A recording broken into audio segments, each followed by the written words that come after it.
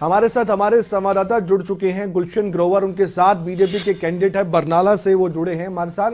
और साथ ही क्या कुछ बीजेपी कहती है, और यहां तक कि गुलशन ये भी कहा जा रहा है कि बीजेपी तो मुकाबले में है ही नहीं, बीजेपी का कोई अस्तित्व नहीं है पंजाब में। ऐसे में बीजेपी के कैंडिडेट आपके साथ है। आम आदमी पार्टी की चुनौती, कांग्रेस की चुनौती बहुत बड़ी है, पहाड़ की तरह उनके सामने। आप बातचीत कर सकते हैं गुलशन।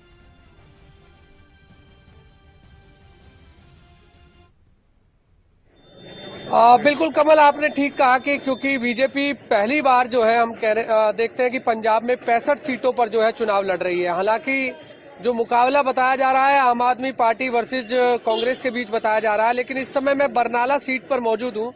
बरनाला सीट का एक इतिहास भी रहा है कि इस सीट पर जब भी कोई विधायक बना है तो वो पोजीशन में रहा है, कभी भी सत्ता में नहीं रहा। और क्या इस बार भी ऐसा देखने को दिखेगा, ये देखने वाली बात होगी।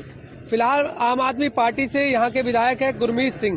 हालांकि अब फिर दोबारा से वो आम आदमी पार्टी से ही इसी सीट पर चुनाव लड़ रहे हैं। और धीरज कुमार को बरनाला सीट से भाजपा ने अपना उम्मीदवार बनाया है, वो इस समय मेरे साथ मौजूद है, उनसे जान लेते हैं।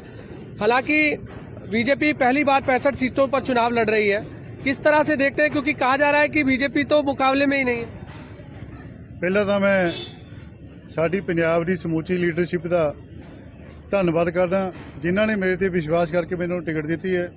और कल ही साड़ी टिकट अनाउंस हुई है और एडा बड़ा उत्साह सानू पब्लिकली देखने को मिले है। और मैं ये तुहानू यकीन नाल कहनागा, असी बरनाला सीट जित के पार्टी झोली पावांगे और पंजाब दे विच 2022 दे विच जिहड़ी हैगी चुनाव हो रही है और असी सांझी सरकार बनावांगे।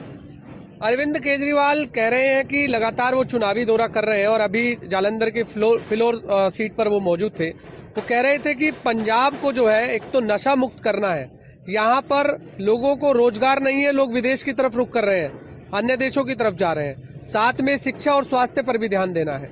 बीजेपी का क्या एजेंडा है? बीजेपी जब चुनाव प्रचार में जा रही है तो क्या लोगों से वायदे कर रही है? देखो, जो केजरीवाल बात करते हैं, उन्होंने जो सीएम चेहरा पंजाब को दिया है, मैं पहले उनकी बात करता हूँ। पार्लियामेंट में जो उनके साथी थे आम आदमी पार्टी के, उन्होंने लोकसभा अध्यक्ष से शिकायत की कि या तो इनकी सीट चेंज कर दें या मेरी सीट चेंज कर दें, क्योंकि उन्होंने शिकायत की वो इतनी दारू पीते हैं, इतनी शराब पीते हैं, उनसे स्मेल आ रही थी।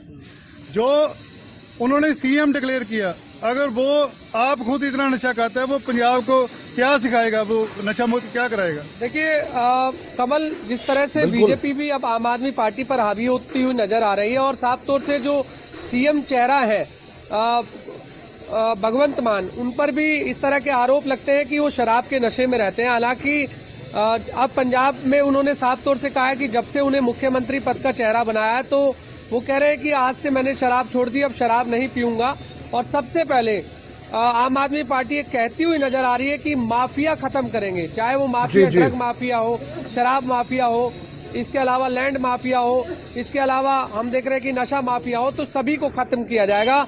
और आज जिस तरह से फिलौर में अरविंद केजरीवाल और भगवंत मान ने लोगों से वो इंटरेक्ट हुए हैं इंडोर जगह पर, तो वहाँ लोगों से भी सवाल जवाब किए हैं कि उनकी कोई समस्या है वो मंच के माध्यम से पूछ सकते हैं। और ये साफ तौर से भगवंत मान ने भी आज कह दिया है कि पुलिस को हम फ्री हैंड देंगे, ताकि और बार बार ये बात गुलशन कहते नजर आते हैं अरविंद केजरीवाल भी, कि क्योंकि एक सपना आम आदमी पार्टी का भी होगा कि एक स्टेट ऐसा तो मिले कम से कम जहां पर पुलिस उनके हाथों में ही हो। और अब ये कह रहे हैं कि फ्री हैंड हम दे देंगे, यानी कि हम अपने हाथ में भी पुलिस को नहीं रखेंगे।